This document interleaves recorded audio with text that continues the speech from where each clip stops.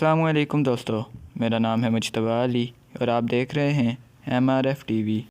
गुनाहों पर नादिम होना उन्हें मिटा देता है और नेकियों पर मगरूर होना उन्हें मिटा देता है। दुनिया की मोहब्बत तमाम गुनाहों की जड़ है। जो मिस्कीन की फ़रियाद सुनकर कान बंद कर लेता है, तो अगर वो खुद भी फ़रियाद करे तो उसकी फ़रियाद भी ना सुनी जाएगी। कुफ़ार से जिहाद करना जिहाद असगर है और अपने नफ्स से जिहाद करना जिहाद अकबर है।